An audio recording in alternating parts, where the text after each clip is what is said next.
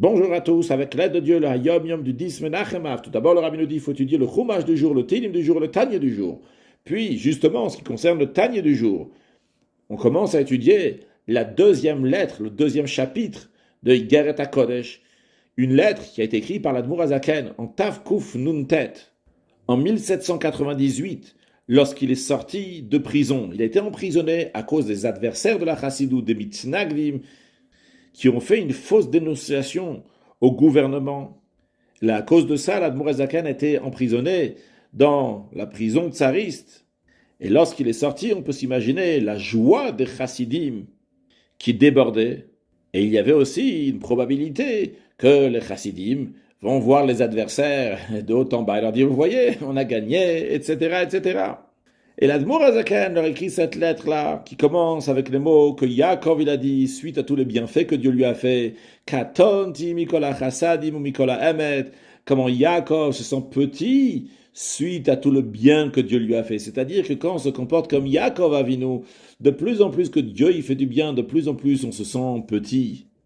Et le Admour Azaken avertit les chassidim de ne pas être plus haut que leurs frères, en parlant donc des adversaires de la chassidoute, ne pas parler sur eux, ne pas siffler entre guillemets sur eux, mais bien au contraire, il demande aux chassidim de baisser leur esprit et leur cœur, bemidat emet le Yaakov, avec l'attribut de vérité de Yaakov, devant tout homme, devant tout le monde, même devant les adversaires. Et il ramène le verset au Manerach Meshivreima, il conclut avec Veruach Nechea, avec un esprit qui est brisé, etc. Alors j'ai dit, il conclut avec Veruach Nechea, avec un esprit qui est brisé. En vérité, il y a un petit rajout qui s'est fait après. Mais avant de voir la phrase qui a été rajoutée suite à ça, tout d'abord, voyons ce que le Hayom Yom nous dit. Le Rabbi Maharaj, Rabbi Shmuel a raconté qu'au début, à la base, lorsque l'Admour Azaken a écrit cette lettre, il a conclu uniquement avec Veruach Nechea, d'avoir l'esprit brisé devant eux aussi, sentir petit devant les adversaires.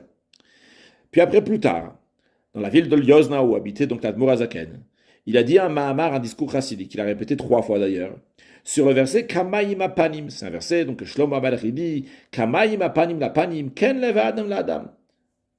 Et il y a 2 explications sur ce verset. La première est l'explication de la traduction araméenne, qui dit, de la même manière que l'eau et le visage ne se ressemblent pas l'un à l'autre, l'eau c'est quelque chose qui est égal de partout, c'est juste de l'eau, contrairement à un visage qui a une certaine forme, eh bien de la même manière, leva Adam, le cœur des êtres humains, il y a un être humain qui a tel cœur, un autre qui a un autre cœur. Personne ne peut avoir le même cœur de la même manière que l'eau et le visage ne se ressemblent pas. Ça, c'est l'explication du Targum. Mais l'Admour Azaken, lorsqu'il a expliqué ce Mahamar, Kamaim Apanim Lapanim, il a dit 3 fois, il n'a pas expliqué comme le Targum, il a expliqué comme le commentaire de Rashi. Qu'est-ce que Rashi explique? Rashi dit, comme cette eau-là, ce que tu vas montrer au-dessus de l'eau, c'est ce qui va refléter de l'eau. Et bien de la même manière, le cœur de l'homme envers un autre homme, en fonction de ce que l'autre y voit, l'amour de son ami, en fonction de ça, il va voir lui aussi cet amour. Suite à ce mamar, à ce discours chassidique, l'Admour Azaken a rajouté quelques mots à la fin de cette lettre. Ces quelques mots qui vont encore plus loin. Pas seulement ce qui a été dit jusqu'à présent, d'avoir un esprit brisé, un esprit humble devant les adversaires, mais encore plus que ça, il a rajouté les mots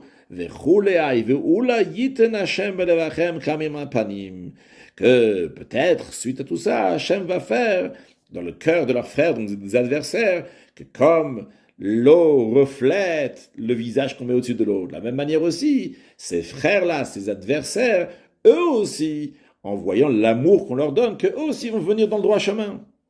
C'est-à-dire que l'Admour Azaken ici dit pas seulement à ces chassidim de ne pas se mettre en colère avec eux, de ne pas discuter avec eux, de ne pas les énerver, comme cela les choses vont s'arranger. Il y a encore plus que ça, qu'il faut aimer ses adversaires, de manière que eux aussi vont venir dans le droit chemin, dans le chemin de la chassidoute, avoir un bon caractère, et eux aussi voir tout le monde de manière positive. Ça, c'est le premier point du Hayom Yom. Un deuxième point, toujours des paroles du Rabbi Maharash, le grand-père du Rabbi Rayatz, toujours en ce qui concerne cette deuxième lettre de Igeret HaKodesh. Comme nous l'avons mentionné tout à l'heure, à la fin de cette lettre, l'Admour Azaken demande à ses Chassidim le hashpil rucham velibam bemidat emet le Yaakov, de rabaisser leur esprit, d'être humble devant cet adversaire, mais il dit bemidat emet le Yaakov, avec l'attribut de vérité à Yaakov. Yaakov, sa particularité, c'est la vérité. Et l'Admour Azaken demande à ses chassidim de vraiment, sincèrement, se ressentir petit et humble, même devant des adversaires. C'est-à-dire, pas juste faire que comme si que j'étais plus petit, humble et m'écraser devant l'autre. Non, mais vraiment me ressentir plus petit que l'autre, même qu'un adversaire de la chassidoute. C'est une chose qui n'est pas évidente.